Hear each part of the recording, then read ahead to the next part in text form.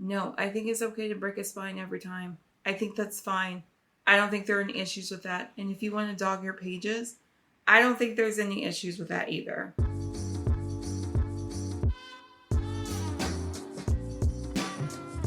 Welcome back to another episode of the Such a Fun Read podcast. I'm your host and resident reader, Cherie Lampley, and here we will be diving in each week to chat about the books we love, the books people just can't stop talking about, and how we deal with being book obsessed. In this week's episode, we are going to be doing a book tag. We're going to be doing the 20 questions with a Booktuber book tag. I saw Jack Edwards do this tag the other day, and I thought it might be fun to do it myself. I ended up liking the questions, so I figured, why not? And I have been a booktuber since 2015, give or take a 7-year break. And I like book tags. I kind of miss them being more of a thing in this community. I do think they're a good way to get to know the booktuber. I also remember a few years ago that people actually complained about book tags and that there were way too many of them that were done in the community. And now I just feel like there aren't enough. So hopefully at some point we can meet in the middle. I also miss sit-down videos where we're just sitting in front of the camera. Probably one of the reasons why this podcast exists. I do enjoy reading vlogs, but there's just something about a sit-down video that I wish more people would do them. Or maybe they do and I just need to be pointed in their direction. Now, in regards to this book tag, I did try to do some digging. It seems the tag was created by a channel named Ben's Blurb. I saw that they were linked in one of the videos that did this tag, but I don't think that channel exists anymore. But I did see quite a bit people do this tag, so I think this is definitely something that others should do.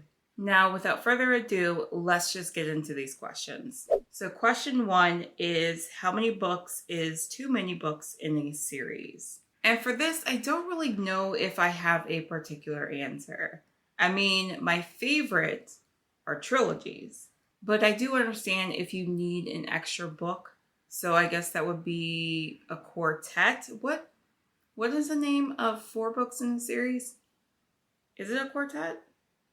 Is it something else? But being the fact that I'm not great about completing series or continuing on with series, you would think that a smaller number would be my answer. But I'm okay as long as the series has come out and I'm reading them as they are being published. I can continue reading on it in a series. But a lot of the books I end up reading are ones that have already been completed, or they're a few books ahead, and it takes me a while to actually get to the end of the series.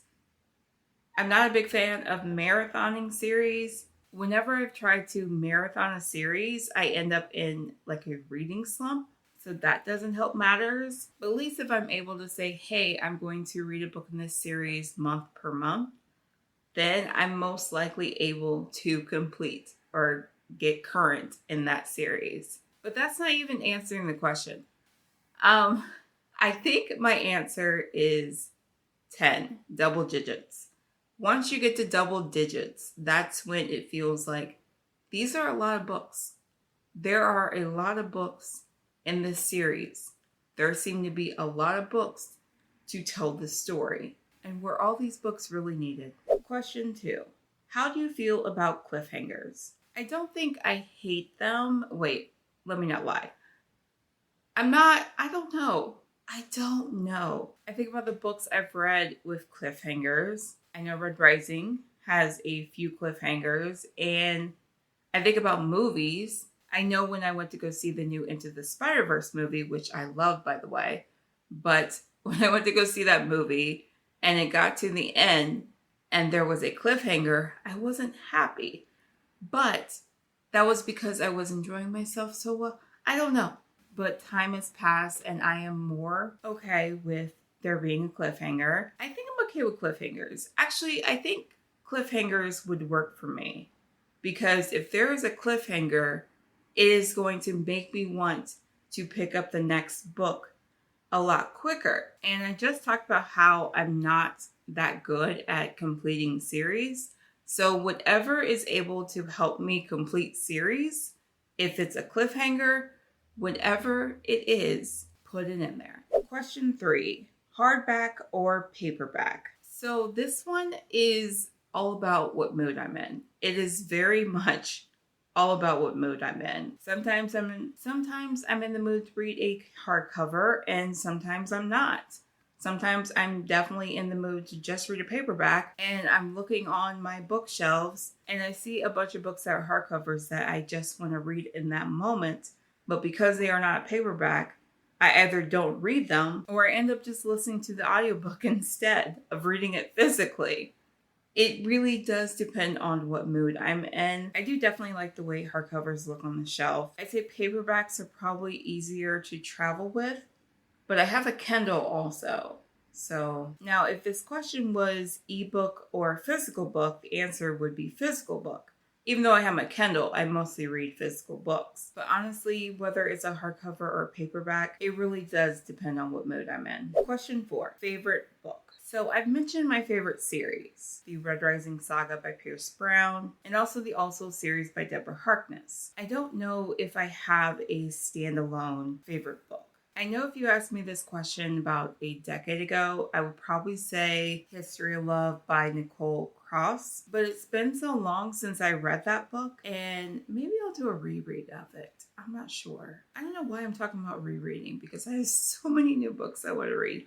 But if it makes me happy to reread, I should just reread it. That's okay. But yeah, I don't know if I have a favorite standalone book. Here's what I'll do. I will pick a book in each of my favorite series and mention how they are my favorite. So for the Also series, I'm going to have to go with Shadow of Night. That is the second book in this series. So my history with this series started back in 2016. I had read the first book in the series back then, and I actually didn't really like it. But I kept the book. And then like a year later, I gave it another chance.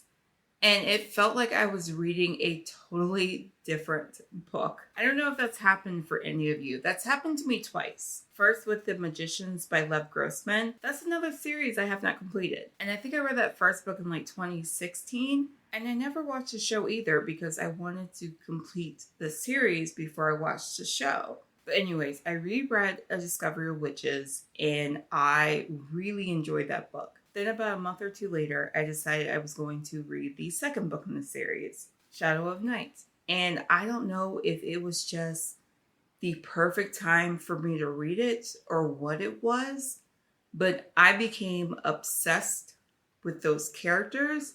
I became obsessed with that story. Oh, I just really enjoy it. I remember reading an Instagram comment one day, or maybe it was an Instagram post. But I remember them mentioning why they really enjoyed the series. But I think in that post, they were trying to say how the characters weren't really trying to save the world. Like, that's not what the story was about. And because I guess they had been reading a lot of young adult fantasy or dystopian or whatnot, where it's pretty much a lot of them at the time, at the time this post was done, which is probably like 2017. That's probably when I saw it. And I think that post is why I ended up picking the book back up. But anyway, it was just something different for them to read. And I agree with that. And don't get me wrong, I love my Katnisses and Trisses. And even in the adult world, I love my Darrows. But every once in a while, it's just okay to read about a witch trying to figure out what to do and whether or not she wants to be a witch. Oh, and whether or not she should be falling in love with a vampire. Question 5. Least favorite book. I don't know if I have a least favorite book. I guess I could mention one of the books that I read last year. And I feel like I might have forgotten about reading it, especially when it came to the mid-year freakout tag. Because I picked a couple other books to say were like my least favorite. But I think this one is probably my least favorite that I read in 2023. And that is Icebreaker by Hannah Grace. So here's the thing. I believe with this book, I'm probably most likely going to be staying away from sports romances. And I say that because this book involves a figure skater. And I am a huge fan of figure skating. And when you open the book and you start reading it, first of all, the skater is in a pairs group, She's on the pairs team, and she is, I think, hungover when she's going to practice, which, okay. Then you turn the page and you see that they are attempting side-by-side quad lutzes. And when I say I had to put the book down for a moment and actually walk around my apartment, that's exactly what I did after reading that. Like I said, she is on a pairs team. And for some reason, they seem to be attempting the second hardest jump. And I say second hardest because Ilya Melanin is apparently out here landing quad axles like it's nothing. So the quad lutz is now the second hardest jump. And for them to attempt side-by-side quad lutzes, which you don't really see quads really in pairs, maybe a quad throw, but side-by-sides, I don't even know if I see triple lutzes as side-by-sides. I will have to go back and look, but that bothered me. And the book is too close to one of my favorite sports. And also another thing, the male in the pair, he apparently could land these quad lutzes easily. And my first thought process is, well, if he's landing quad lutzes, he's no longer a part of this pairs team because US figure skating is going to make him a singles skater. That was my thought. So it was kind of hard for me to grasp the figure skating aspect of it. Like, I can read fantasy. I can read about dragons. I can read about magic systems. I can read about a lot of things that aren't actually real. But when you put figure skating in a book, I just can't remove myself from reality. So I think it's probably best if I step away and don't really read sports romances, which is okay.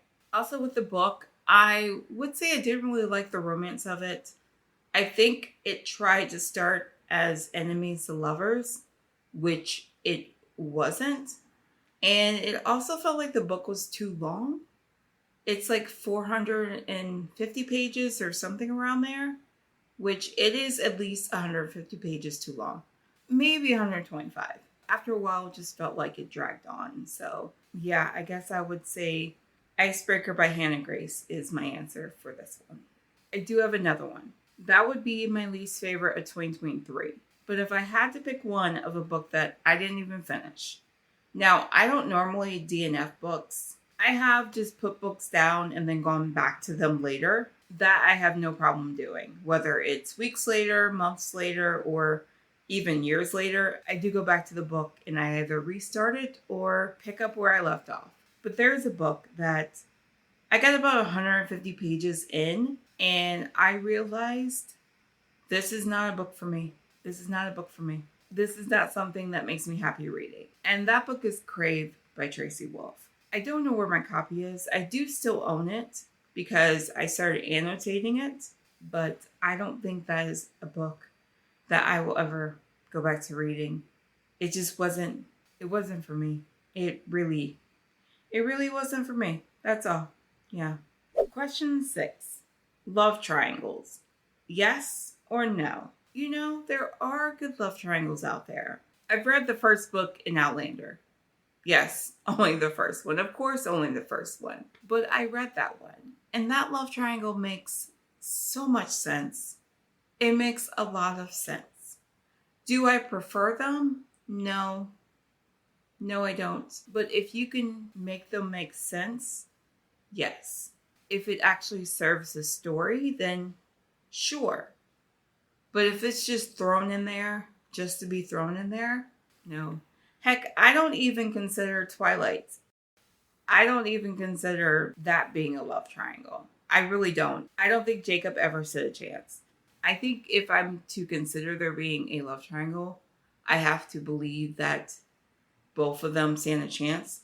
A really good love triangle is Legendborn by Tracy Dion. There's a really good love triangle in that. Question 7. The most recent book you just couldn't finish.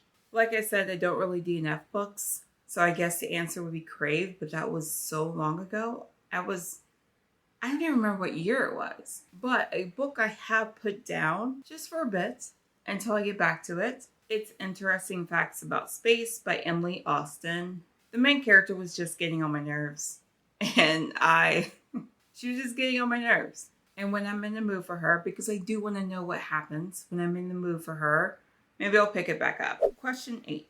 A book you are currently reading. Now, I'm currently reading Ace of Spades by Farida Abika Iamade. I know I'm mispronouncing that, and I do apologize. But I'm currently reading that. And no, that was not on my February TBR. But it is a book that interests me at the time. And also, it is a book that I was thinking about reading before I end up making my TBR. So it counts. It's a young adult thriller. It has a little bit of like Gossip Girl, Pretty Little Liars thing. There seem to be these two characters at this school, and they were both just announced head boy and head girl. But for some reason, someone seems to be attacking them. That person is like sending out text messages that involve secrets of those two people, and we just need to figure out who it is. I'm enjoying it so far. I should finish it in the next day or two. Question 9. The last book you recommended to someone. I'm not gonna lie, I am always recommending Red Rising. I do that quite a lot. I really do. I do that quite a lot. But I feel like there's been something else I've recommended. I just have to think a bit. I did get one of my friends to read the Scythe trilogy by Neil Shusterman. I remember Legendborn by Tracy Deonn. That is the last book I recommended to someone. They were asking my thoughts on Sarah J. Maas, because I think she didn't really like the first book in the ACOTAR series. And I let her know that I have a very unpopular opinion about the second book, which we can discuss one day. We can get into it. We can discuss it. And I told her, if you're still looking for fantasy, Legendborn by Tracy Deonn is a good entry. It's young adults. It's set at the University of North Carolina. There's Arthurian legend. The main character is awesome. The other characters are also awesome. So yeah, Legendborn. I recommend it to you guys as well. If you have not read Legendborn by Tracy Deonn, I think you should. There are 2 books out in this series. I don't know how many books are going to be in this series. The 3rd book, I believe, comes out in 2025. Question 10. The oldest book you've ever read by publication date. So I read Pride and Prejudice by Jane Austen. I read Romeo and Juliet in junior high. Maybe that's the oldest. Can I say that? Romeo and Juliet? It was a play, but it was in book form, and we read it. I'll say that. Romeo and Juliet. There you go. Question 11. Newest book you've read by publication date. All right, I'm going to have to do some investigating. I'm going to have to go on my Goodreads. I haven't completed anything that has been published yet in 2024. So I really do try not to talk about this series all the time, but it is Lightbringer by Pierce Brown. That published in July of last year, and I read it the week it came out.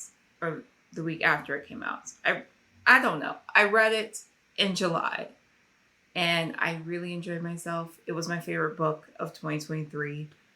I laughed, I smiled, I was grateful, and I cried, and I was angry, and there is a character that I want to feel pain. Yep, there is a character I want to feel a lot of pain, and I'm hopeful that I'll get to read chapters upon chapters upon chapters of this character feeling that pain. So, but yeah, if you haven't read the Red Rising saga, go ahead and start it. It might torture you a little bit. It does me, but it's all worth it in the end. Question 12 is favorite author. I don't think I have a favorite author. Well, I mean, I like Pierce Brown. I like Deborah Harkness. I like what Tracy Deonn's doing with her series. I read The Final Empire, Mistborn for the first time last year. Very much enjoyed Brandon Sanderson. I don't know if I have a favorite author. I really don't. I really don't think I do. Question 13. Buying books or borrowing books? I guess I have a lot of books, so I guess buying. But I do borrow. I did go to the library the other day, had to return some books. I picked up a couple others. I do borrow. But then I have so many books on my shelf that I want to read. So can I say borrowing from my bookshelves? which I really should do more of than continuing to add to the bookshelf. Question 14. A book that you dislike that everyone else seems to love. Well, okay. So about A Court of Mist and Fury by Sarah J. Maas. I read that book twice, and I still feel like nothing happened for the longest time.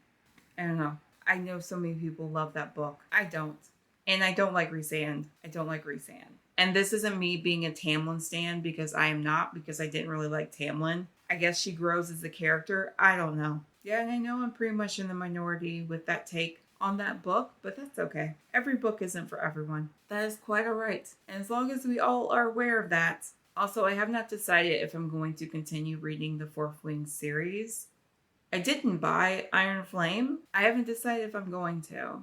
It's not on the top of my list. That book